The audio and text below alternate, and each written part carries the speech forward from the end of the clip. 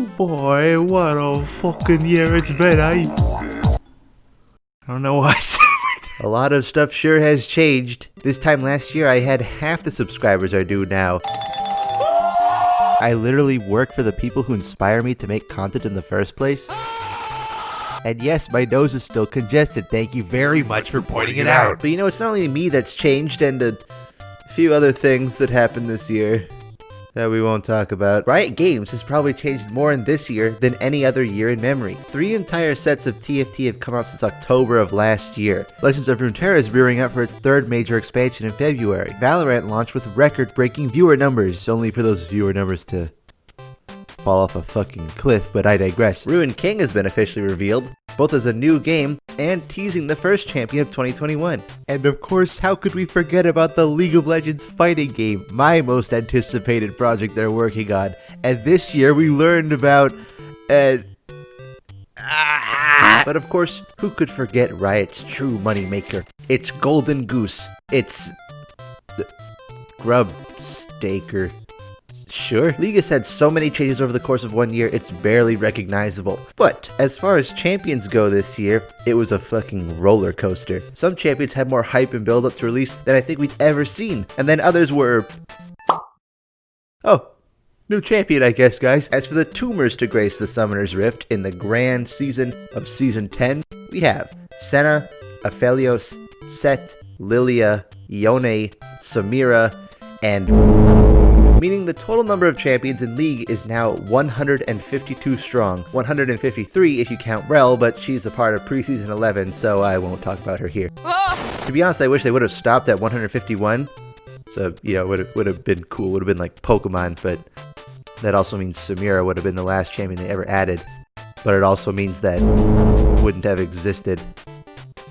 So that's a worthy trade-off if you ask me. As for reworks, we have Wukong, FiddleSticks, and Volibear. A much smaller amount of reworks than we've been used to as of late, but that's just how Riot's gonna do things now, even though there's a few champions who could use it. Alright, it's time to get into the point of this video. One that's a very original idea and definitely wasn't stolen from Bricky.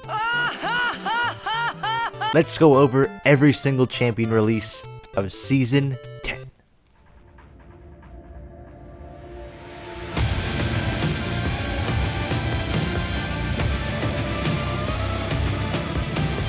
Senna, released November 10th, 2019. Damage type AD. Role AD carry, support, Queen of Stands. Why? Here we are, the first champion of Season 10, albeit literally right on the edge of preseason, but you know, whatever. A character we had known about since 2013 was finally coming to the game. She got her own cinematic during the League of Legends 10-year anniversary event, promise of a playstyle we had never even seen before. A champion who could both reliably be a support and an AD carry. Heck, a whole new support item was created just for her. It was gonna be insane. And then she came out. Yeah, so Riot's attempt to try and make her a hybrid of the two playstyles kind of made her just a really, really good AD carry. An AD carry with self-heals, shields, crowd control, untargetability, insane rage, lifesteal, and crit for free. Try as they may, every attempt to push Senna back to being a support/ADC hybrid just didn't work out. The fact was, she was just a really good AD carry and a so-so support. After countless nerfs, her support play rate has finally overtaken her AD carry play rate, with her support presence more than doubling her AD carry presence. The thing is, she's kind of landed in a position where she's just fine. Like, she's not bad, but why would you ever play Senna over Samira, Jhin, Caitlyn, Vayne? And I mean, she offers some decent utility as a support, but if you wanted to do that, you could just play Xerath, Vel'Koz, Brand, even Pantheon. Is that still a thing? She just feels really underwhelming now. Like any squishy support like Janna or Lulu, she dies in an instant, but doesn't offer nearly as much. She takes too long to ramp up, her CC is minuscule at best, and her damage is just alright, nowhere near the level of what it used to be. Overall, Senna was a neat experiment. I like the idea of bringing more characters from the lore into the actual game. It just didn't turn out the way Riot had hoped. But I'm sure Riot will learn from their mistakes to not release a champion super overloaded and overpowered only to have to nerf them into the ground a few months later, right?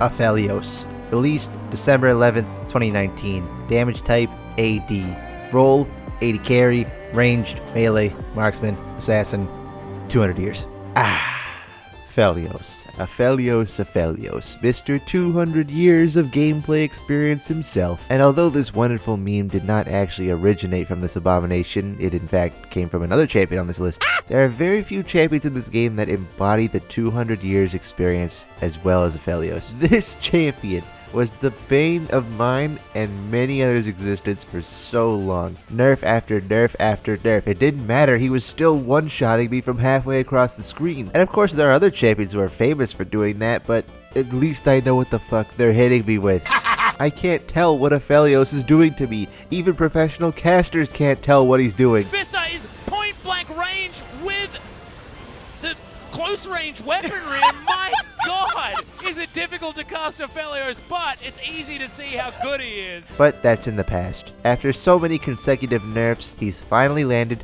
in a very special place, where all your favorite champions like Talia and Callista lay. The bottom of the barrel garbage picks that used to be OP, and the only remnants of the players who play them are completely addicted to their visual style. And that's fine, you know, I like how he looks too. I'm always down for more Lunari and Targon stuff. Emo hair is kind of weird, but if I see you lock in Aphelios in my games, I swear I'm gonna come to your house, cut off your toes, and eat them. You eat them? That's what I said! Fortunately, and unfortunately, the same things that happened to Aphelios can't be said for the champion they release next.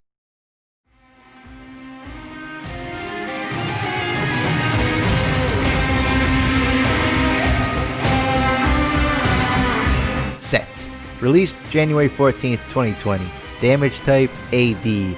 Role top laner, jungler, mid laner, support. 80 carry too, why not? So I'm in a bit of a weird spot with Sett. On one hand, I absolutely love him. He represents one of my favorite playstyles, jumping into the middle of the entire team, turned into an all-out fistfight, rootin' tootin' brawl, you know? On the other hand, this man's a piece of shit. Champions like Ivern, Volibear, Kog'Maw, I love these champions, but I'm never upset when I see them on the enemy team. I also love playing Darius. He's one of my favorite top laners. But if I had the choice between fighting a Darius in lane or pouring bleach into my eyes, Sett is the exact same. He's just so unfun to fight. Tanky as hell. Half shots me with 2 auto attacks. Speed boost. Crowd control. Being immune to crowd control, if you time it right. What the fuck? And let's not forget the gigantic fucking shield that also does true damage. And a lot like Darius, he's not difficult at all. Other shithead top laners like Irelia and Aatrox at the very least require some level of skill. Not that much, but enough. But Sett can just run gung-ho into the entire team without a care in the world because he just wins. Because he's so simple and because he's so forgiving, he ends up being very flexible. And that fact came to full fruition when he was played in nearly every single role at Worlds this year. And to my knowledge, they haven't given him a substantial nerf to decrease his power level. He's still really fucking good. As far as for how he looks, yeah, he's pretty neat. The glowing fire, the jacket. Ooh, the jacket. Although personally, I would have rather had him look like one of these from the concept art. The Targonian aspect of Might looks awesome, and I'm always down for another Darkin. I think we've had enough Ionian champions for a while. Ionia already is the region with the most amount of characters. Surely they won't add any more this year.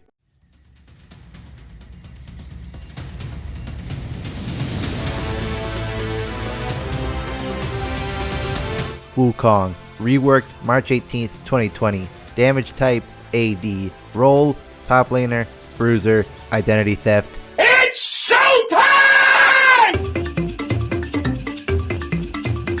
Damn, dude, this visual update looks amazing. In fact, all of League looks way better. What happened? No one told me that League was getting a visual overhaul. Is this joke funny yet? Ah, yes. Almost a year on and off the PvE, potential rework after potential rework, only for him to come out half-baked at the end. Honestly, I'm really sad they just didn't decide to go for a full-on VGU. He really could have used it. I mean, just look at him. Obvious fact that he's literally just the Chinese myth aside, I've always liked Wukong. He was simple, but he was fun. Something I wish we had more of nowadays without them being overloaded as fuck Sett. Just to get it out of the way, I've never liked assassins. I play them on occasion, but I'd take playing Scion, Volley, or Nunu any day over a Zed, Talon, or Kha'Zix. except Wukong. He was that special diamond in the rough, that one assassin I truly liked. Alright. He's dead. Good dash, Fizz. Bang, and the dirt is gone. How? Well, I didn't agree he needed a big change gameplay-wise. He definitely needed some buffs, maybe some visual tweaking. He had been out of the meta for some time, but what we got was the complete assassination of an entire playstyle. See what I did there? Whereas before, Wukong could easily go either bruiser or assassin, depending on the situation, new Wukong is entirely geared towards being a top lane bruiser. The mid lane assassin, occasional Z counter Wukong I'd come to love just doesn't exist anymore. It's a really strange thing, because there's been champions that I loved before getting reworked, but loved them even more after getting reworked. I loved playing Mordekaiser before his rework. I loved playing Nunu. I loved playing Yorick. Yes, I know I was shithead.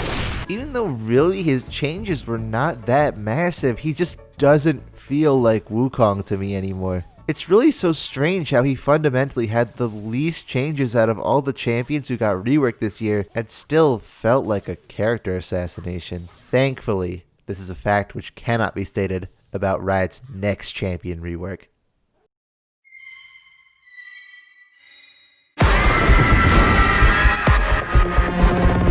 FiddleSticks. Reworked April 1st, 2020.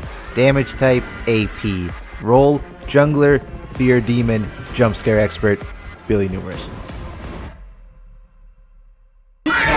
Okay, here we fucking go. This is the good shit right here, baby. The best rework in League of Legends history. A title which was once held by Warwick has now been dutifully gifted onto FiddleSticks, now representing the absolute pinnacle of how to do a champion rework. Modernizing the champion to bring it up to speed with current League, giving them new tricks and combos, but still keeping them the same. Aside from the bouncing crows, FiddleSticks is still FiddleSticks, the AoE team fighting jump scare enthusiast he always was, but improved tenfold. Ironically, there's not really much to say. I love his rework. Surprise! While Fiddle may not be my favorite champion, hell, not even in my top 10, I can say with certainty that this is the best rework Riot has ever done. Amazing visuals, amazing story, keeping the old champion perfectly intact while bringing it into the modern era. It is my sincere hope that they continue to approach all future reworks like this.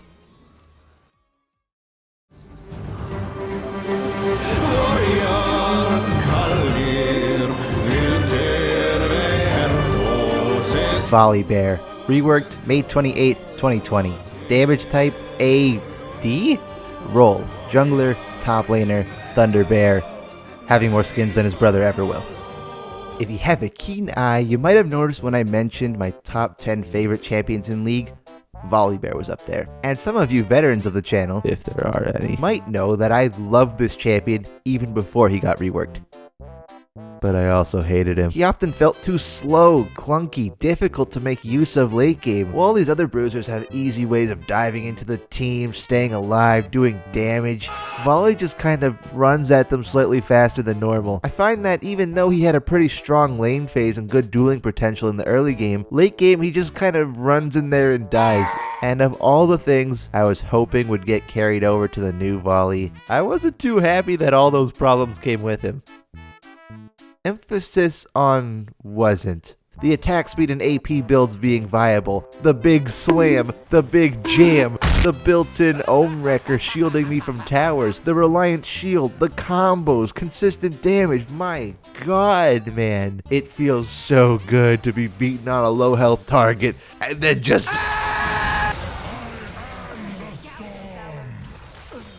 That's nice. I'm in love. I can't stop playing this guy. He's easily my most played champion of Season 10. Even though his problems carried over, I can't help but feel like the positives outweigh the negatives. And I didn't even mention the free skin that we all got, which is fucking incredible.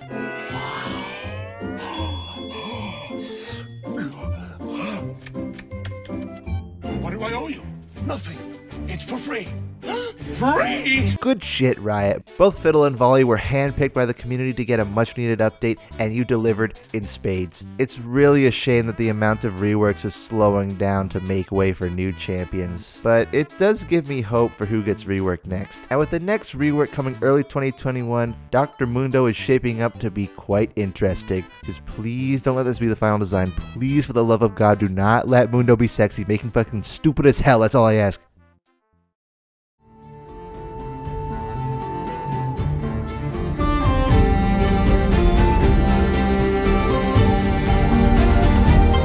Lillia, released July 22nd, 2020.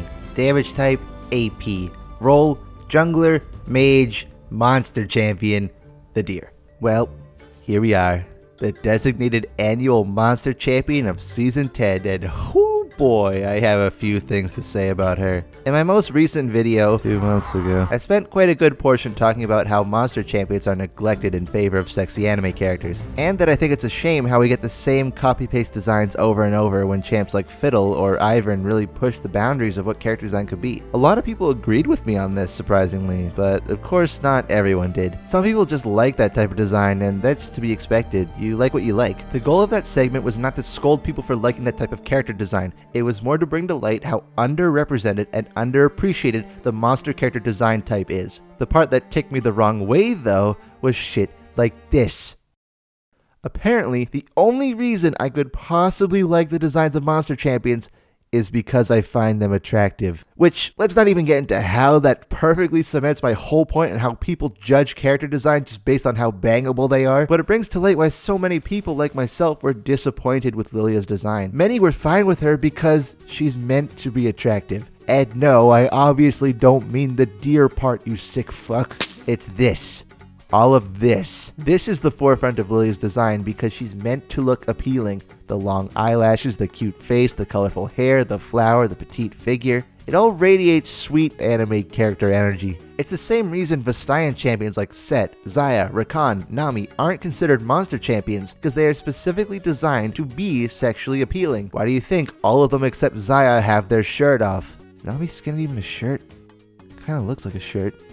If not, I guess they just naturally evolved to show off their cleavage. I'm not even gonna think about it. In contrast, a champion like Ivern is not meant to be appealing in this way, and if you do find him appealing in that way, then you might need to seek out some help there, friend. It sucks to see so many champions' designs constantly default to sexual appeal when there's so many other ways to make a character interesting. Make them badass, intelligent, vicious, funny. The last monster champion we got was Ornn in 2017, and for the first monster champion in 3 years to be this, it's kind of disappointing. As for her gameplay, she's fine. Running really fast, going bowling, it's very fun at times, and she's doing alright now. Nearly 100% pig bad at Worlds. I didn't think she was that good, but a certain other champion would completely overshadow her before her time in the spotlight had even began.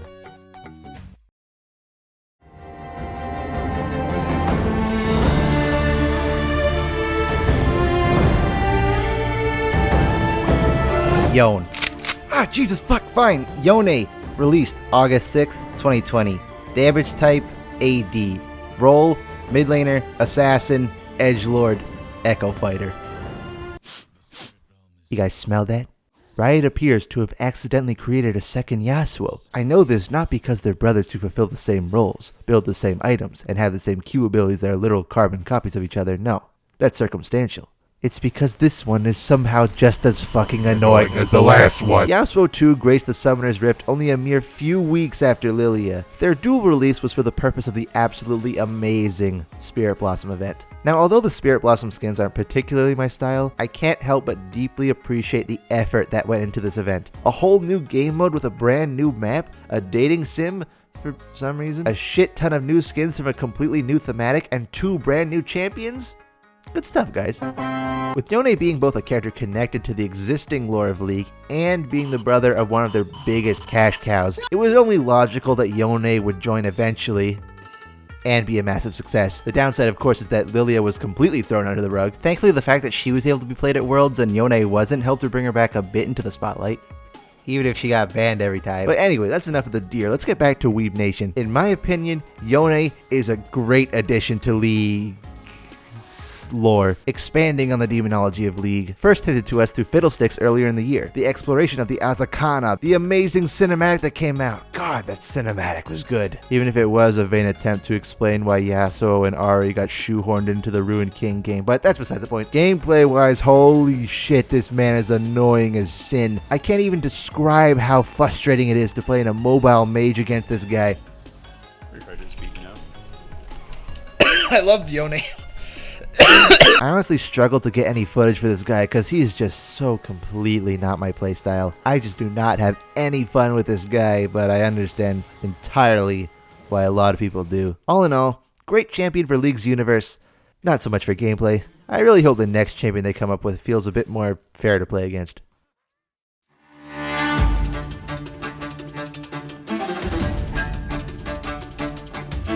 Samira, released September 11th, 2020. Damage type, all the fucking damage. Roll, 80 carry, assassin, 1v9, 80 carry weak roll. Am I right, fellas? Holy shit, this champ's bad. And of course, I don't mean play-wise. This champion is really, really fucking good. I am Samira. I get to win because I picked Samira. In my group of friends, many champions have adopted a nickname, whether it be to match their personality or it just sounds funny. Jack, Monkey, John, the Devil Incarnate. This idea has also been applied to items: Magic Hat, Frozen Fist, and the Funny Item. Now we call this item the Funny Item because prior to the item update, this item just felt so awful. The enemy Fiora, Sett, Irelia, Darius, whoever else would be 0 and 8, completely worthless. Then all of a sudden, they get this one item and win. This item feels like it just lets them win for no reason. It's funny. Why is there a thing that just lets you win? Samira is the funny champion. I am the funny champion.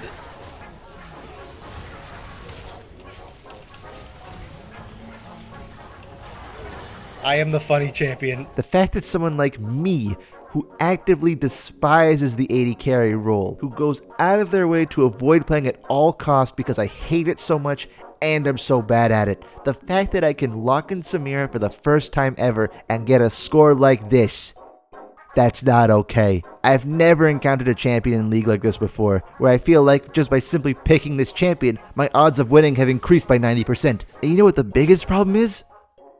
She's so fucking fun. Holy moly, this champion is fun. Spinning around, dashing into the team, firing left, right, and center. It's a blast. And I hate it. Because I know perfectly well that while I'm here having the absolute time of my life, the entire enemy team is 1 second away from blowing their brains out. Thank God she's finally getting nerfed. I'm so sick of having to ban her every game. Finally, I can be free to go back to banning Akali every game. Well, that's it. That's the last champion of Season 10. I hope you guys enjoyed the video. Make sure to What? What are you talking about? No. No, come on, please. No, I don't want to. Fuck. Fine. There was one more thing to shit itself out into the Summoner's Rift in 2020.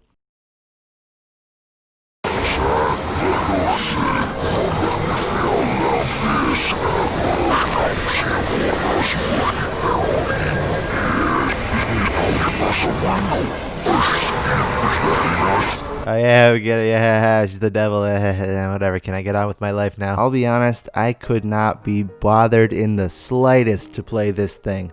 Hell, I struggled to even purchase it. Hence why I refunded it shortly after. I've already talked my fair share about this champion in my most recent video, so if you want to know my full thoughts on this thing, you can watch that. Let's just say Riot milked this character for all they were worth, and then ironically, my video about pointing that out became my most successful video, and probably jeopardized any and all hope I had for getting LPP membership.